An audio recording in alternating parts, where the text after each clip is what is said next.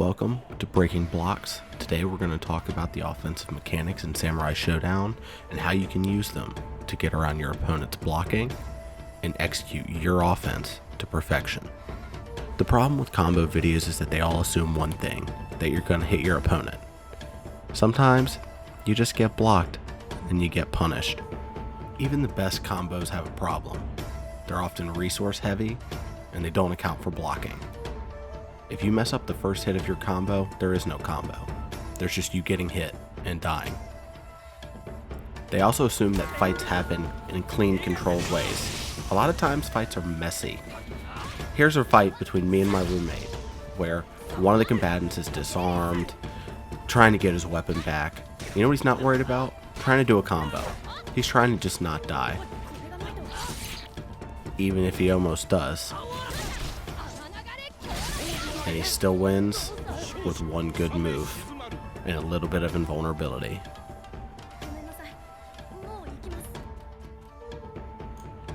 This video is going to follow, in order, things that you're seeing play out in this clip right now, about how people are getting around their opponent's blocking and able to execute their offense with varying degrees of success, and take a look at why things worked, why they didn't work, and what things you can take and try to apply to your own offense in your matches.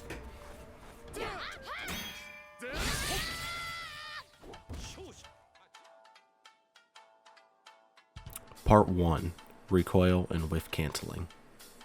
The very first thing that happens in this Ukiyo versus Shizumaru clip is Ukiyo goes for a standard Ukiyo combo, a late jump in, a standing medium, cancelled into quarter circle forward heavy. But here's the thing, they get blocked and he can still cancel. This is recoil cancelling. You can still cancel blocked moves or moves that don't make contact at all into special moves, generally with the same timing that you would cancel into a special move if you hit with the first attack. To practice examples of this, let's take Genjiro and Haomaru into training mode and look at how it works. For training on this, I'm going to set this to one guard jump. This will make it so that after I make contact with Haomaru, he'll always jump and I'll try to catch him with an uppercut. In slow motion, you can see that I hit with a close medium slash that's blocked, and I still cancel into a Shoryuken, an uppercut catching Haomaru as soon as he jumps into the air. This is an example of recoil cancelling. With the options that we have for training mode, recoil cancelling is best seen using uppercuts like this. In the original clip, we can watch Ukiyo recoil cancel and make contact with Shizumaru, even after having his first two attacks blocked. Recoil cancels represent a great way to mix up your offense and catch an opponent trying to counter with some offense of their own. Canceling with poor timing, even while recoil cancelling, will still lead to poor offense, where you'll either barely hit your opponent or not hit them at all.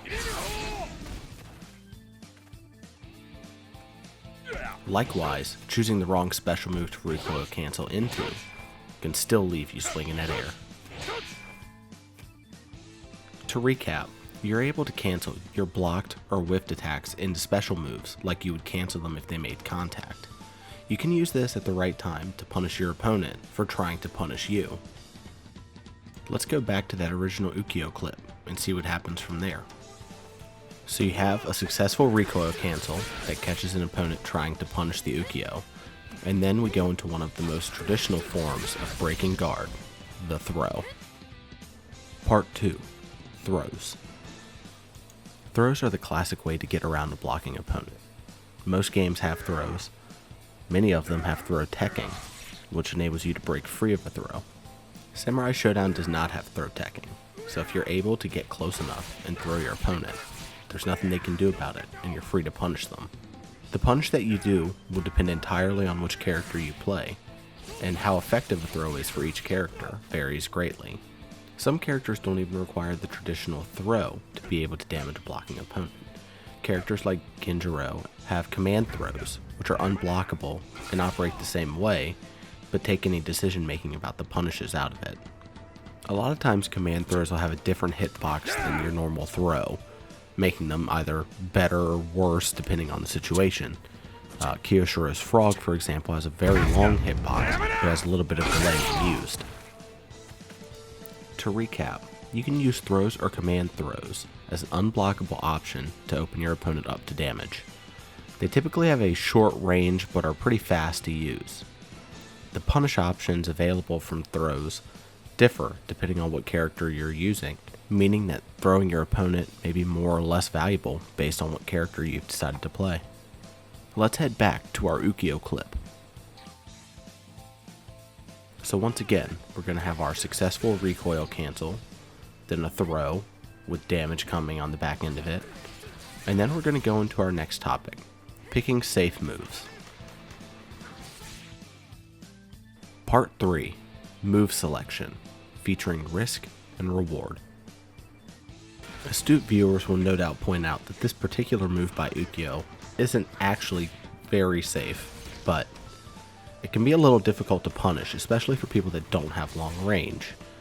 So what it comes down to is knowing what moves you can use when, and a lot of times this can be very difficult. Sometimes moves will have hidden properties that the game doesn't do a great job of explaining. For example, Shizumaru's move where he holds down a button, which can be charged over a long period of time, has invulnerability depending on how much you've charged it. This makes it so that if other people throw out moves that would ordinarily be safe, because of the opponent they're facing, they're not actually very safe at all. Finding this information can be a little difficult, and consulting the frame data actually helps. The most popular version of the frame data that goes around in the Samurai Shodown community, for example, will list out the invincibility and what frames each character is invincible. In this case, Shizumaru is invincible while he's dashing forward at this level of charge. Generally speaking, picking a move is a little more art than it is science. The frame data and damage matter, but the game situation, and even just an individual execution, has a big effect on the outcome. In a game like Samurai Shodown where the damage is so high, even when you pick the right move, your outcomes may not always be ideal. In this case, the difference between Shizumaru jumping forward and jumping backwards is the difference between countering a weapon flip and being caught by it. The balancing act is to try to find moves that do good damage, but don't leave you open for the opponent to do good damage of their own. This can either be by a move coming out faster, or leaving you exposed for less time afterwards. In Samurai Shodown, most of the moves that come out quickly leave you open for less time on the backside. But this usually comes at the cost of dealing less damage. A good move isn't always the best move. Even though Haomaru's uppercut is invulnerable when you use it, if it's blocked or you miss, you can be wide open for losing all your health. So it's important to have good situational awareness and try to use the best move at the right time.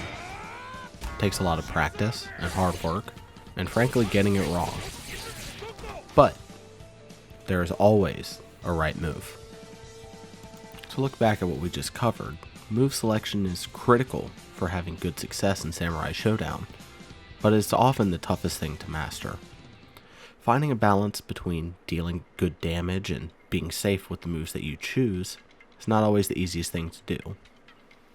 It completely depends on the situation you're in. A great move is not always the best move, or the right move for the situation you're in. The key is to limit your risk while maximizing your reward. So as we play through this Ukiyo Shizumaru clip again, you'll see a recoil cancel, followed by a successful throw and punish, and then a move used that's difficult for Shizumaru to punish. Now, we're going to look at our next section, changing levels.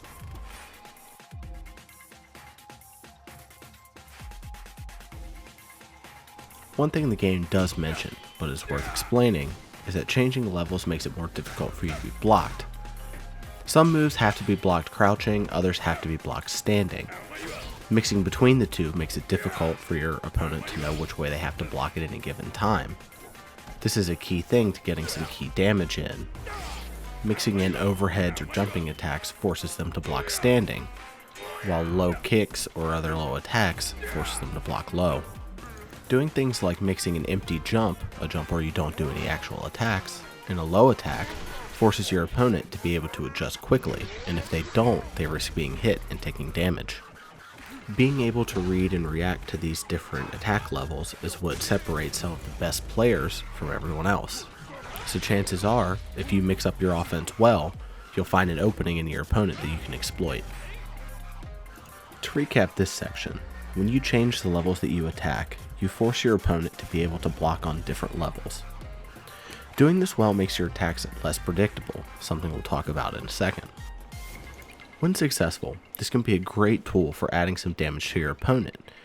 Even a few low attacks, while they don't do a lot of damage on their own, can be the difference in a win and a loss. In our last look at this clip, we'll see this recoil cancel, a throw with a good punish. We'll see using a hard to punish move. We'll see changing levels to catch the opponent off guard. And finally, we'll see this, being unpredictable. After all that went into that clip, the thing that actually ends the fight is a sort of ill-advised heavy slash. The best thing to get around blocking is to just be unpredictable.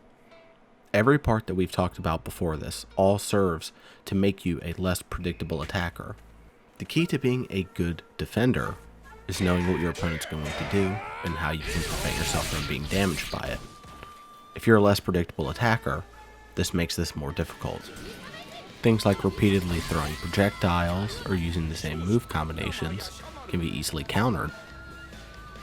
Something like jumping too much doesn't always seem like it's a bad habit, but if you do it too predictably against the wrong opponent, this could happen to you.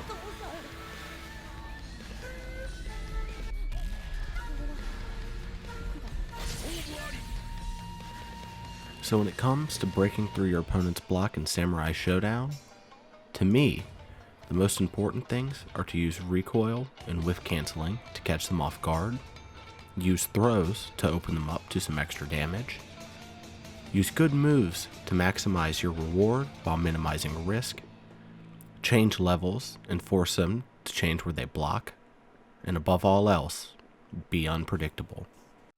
I hope this video can help some of you struggling to get your offense out in Samurai Shodown.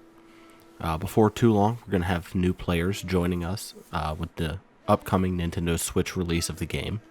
Hopefully those players can make use of the Discord and Samurai Shodown subreddit that I've used to get a lot better at the game personally. And I look forward to being able to make more videos for this ever-expanding fan base for a great fighting game. See you in the next video. Thanks for watching. Yeah!